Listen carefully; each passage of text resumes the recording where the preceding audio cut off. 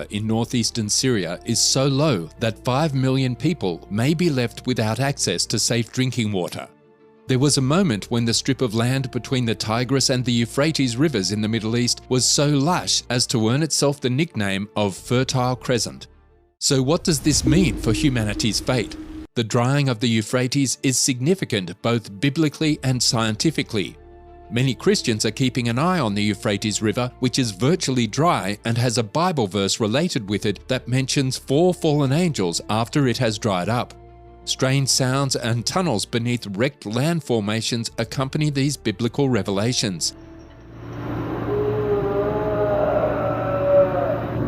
So, is the historical Euphrates River drying up because of an imminent fulfillment of the passages in Revelation? Or is there another reason we should be aware of? And are these tunnels where fallen angels are imprisoned, or are they simply forgotten underground passageways of the ancient Mesopotamian Empire?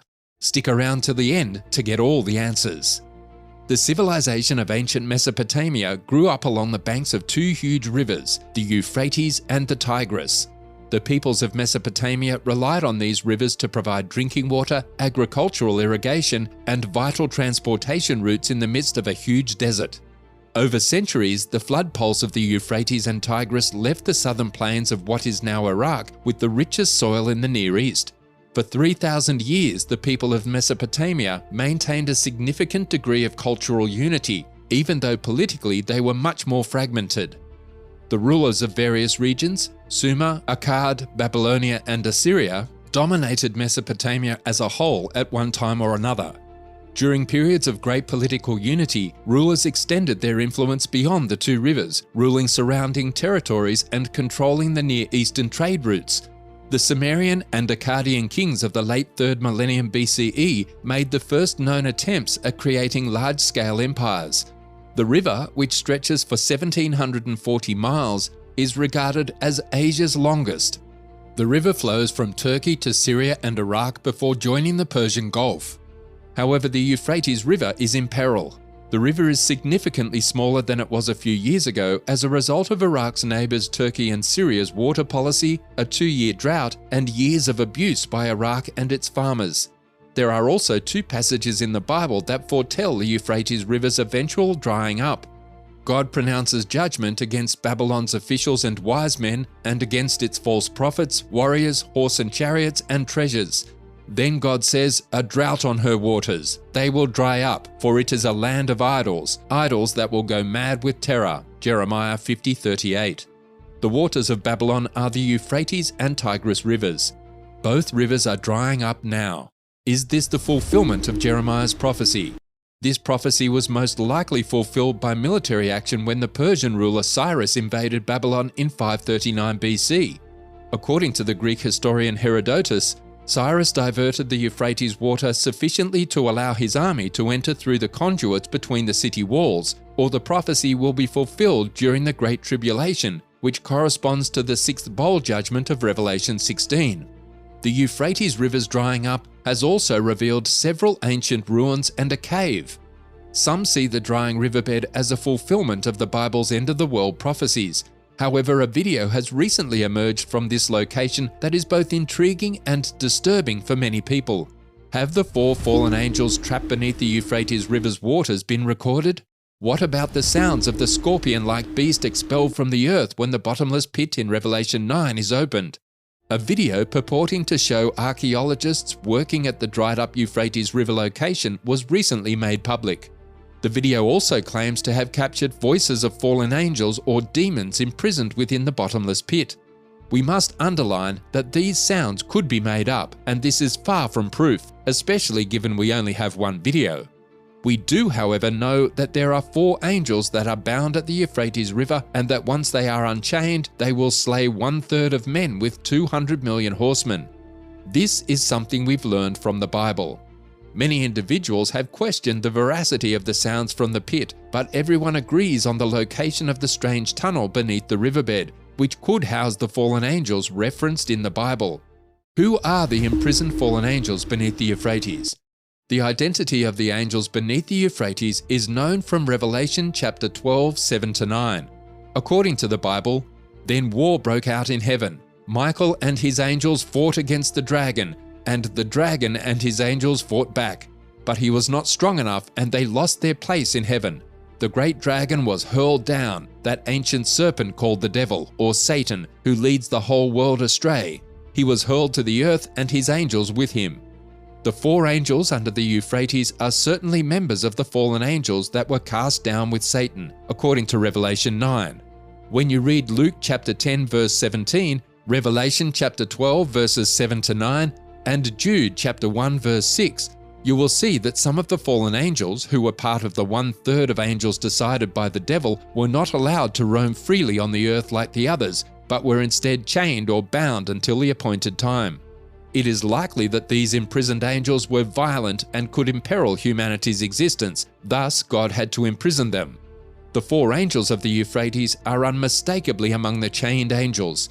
They will be unleashed from the Euphrates according to Revelation chapter 9 to fulfill biblical predictions that call for the smiting of 1/3 of earth. Everyone should be aware that everything going on in the Euphrates indicates that the rupture is imminent, so we must serve the Lord with passion because we are in the latter days.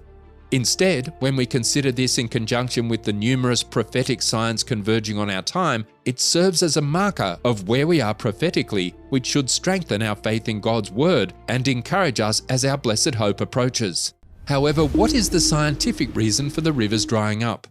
Although the situation is complicated, climate change, conflict, and indiscriminate dam construction in neighbouring countries have all contributed to a water crisis that threatens the livelihoods of millions of people in the region. According to Water Ministry research, the Euphrates and Tigris rivers in Iraq will run dry within 2 decades if nothing is done. Regrettably, these 2 rivers provide up to 98% of Iraq's surface water supply. Iraq could become a land without rivers as early as 2040. According to Berkeley Earth, a non-profit climate research organization based in California, Iraq's annual temperatures are rising at roughly twice the global average. Since the late 1800s, the world has warmed by an average of 1.3 degrees Celsius, while Iraq has warmed by an astounding 2.5 degrees Celsius. The human-made component of the Euphrates problems, on the other hand, begins more than 1,000 kilometers upstream in eastern Turkey, below the Taurus Mountains. The Turkish government has been building dams for years in order to generate electricity and develop agricultural land. The Kaban Dam on the Upper Euphrates was completed in 1974, and the Ataturk Dam in 1990. A $32 billion project to build 22 dams and 19 hydroelectric plants on the Tigris and Euphrates rivers will supply roughly 1/4 of Turkey's electricity in the long run. Meanwhile, Syria built the Tabqa Dam upstream from Raqqa in the 1970s, as well as a few other dams on the Euphrates and its tributaries before the civil war. Since the Turkish and Syrian dams were built in the 1970s, water flow into Iraq has been reduced by roughly 2/3. For decades, Iraqis fought with both neighbours over its fair share of the water. When Turkey and Syria channeled the Euphrates River into a series of reservoirs, effectively drying out the rivers downstream in Iraq, the conflict was on the verge of escalation. As a result, the Iraqi government built a canal network that connected the Euphrates River to Lake Al-Tharthar northwest of Baghdad.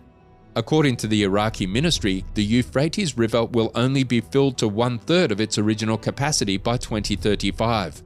When combined with the loss of Tigris water, Iraq will fall short of 80% of its annual consumption of 53 million cubic meters. Furthermore, a recent NASA and German government satellite study found that, with the exception of India, the Tigris-Euphrates loses groundwater the fastest. The World Resources Institute, a non-profit environmental organization based in the United States, has identified Iraq as one of the countries that will face extremely severe water stress by 2040. The people of Iraq are already feeling the effects of the Euphrates drying up. According to relief organizations, Iraq's current water crisis is already threatening the lives of at least 10 million people and limiting access to food and energy. Wheat output in northern Iraq could fall by up to 70%. To improve the situation, the irrigation system would need to be completely overhauled, which could cost between $60 and $80 billion, money that the suffering nation simply does not have, implying that starvation is on the horizon. Aside from that, as dams fail, electrical supply decreases, affecting hospital operations and other critical infrastructure. Is the current situation the result of climate change and regional politics, or do you believe Bible prophecies are being fulfilled? Tell us about it in the comments section below.